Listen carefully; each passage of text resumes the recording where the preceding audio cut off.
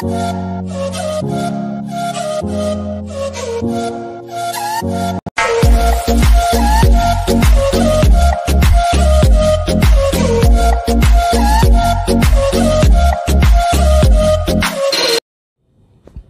everyone, welcome back to my YouTube channel Microbial Life WIM.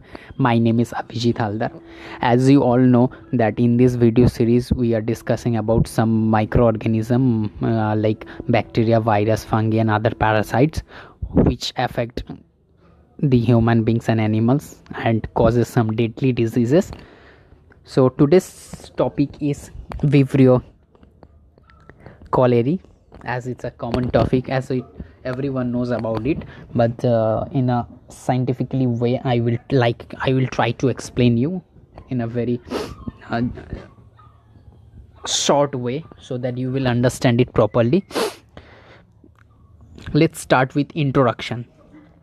Cholera is the acute diarrheal illness caused by the infection of the intestine with the toxinic bacterium Vibrio cholerae, serogroup 01200139. The cholerae bacterium is usually found in water or in foods that have been contaminated by feces or pop from a person infected with cholera bacteria. Cholera is most likely to occur and spread in places with inadequate water treatment, poor sanitation and inadequate hygiene. Now, how it can transmit it? What are the transmission process? A person can get cholera by drinking water or eating food contaminated with cholera bacteria. In an epidemic, the source of the contamination is usually the feces of an infected person that can contaminate water or food. The disease can spread rapidly in areas with an inadequate temperature and the treatment of sewage and the drinking water. The infection is not likely to spread directly from one person to another. Therefore, casual contact with an infected person is not at a risk factor for becoming ill. Now, what are the symptoms if a person is infected by this bacteria? The cholera infection is often mild or without symptom but can be severe. Approximately 1 in 10 people who get sick with cholera will develop severe symptoms such as water diarrhea, vomiting and leg cramps. In this people, rapid loss of blood fluid lead to dehydration and shock. Without treatment, death can occur within hours. Now talk about pathogenesis.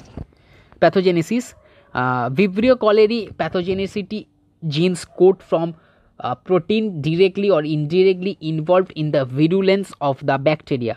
To adequate the host intestinal environment and to avoid being attacked by bile acid or antimicrobial peptides, Vibrio cholerae used its outer membrane vessels, which is also called OMVs. Upon entry, the bacteria sets its OMVs containing all membranes modifications that make it vulnerable for the host attack. During infection, Vibrio cholerae secretes cholera toxin, which is also called CT, a protein that causes profuse and water diarrhea. Now, what are the diagnosis process? Isolation and identification of Vibrio cholerae serogroup 01 or OI0139 by culture of stool specimen remains the gold standard for the clinical laboratory diagnosis of cholera. Carrie-Blair media is ideal for transport, and the selective thiosulfate citrate bile salt agar, which is also called TCBS, is ideal for isolation and identification. Now talk about treatment. Oral and intravenous hydration is the primary treatment for cholera.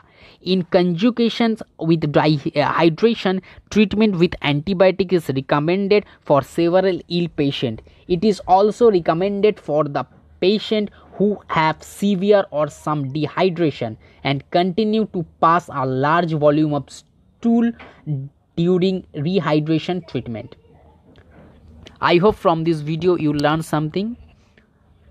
If you like this video, please subscribe to our channel and press the bell icon so that when we upload other videos you will get the notification. If you need notes, I will provide it from the description box. You can download it. If you wish, you can join to our WhatsApp or Telegram group so that you get the PDF notes and gallery and the picture regarding to your subject. And if you wish, you can also follow to our personal profile for upcoming updates. Thank you.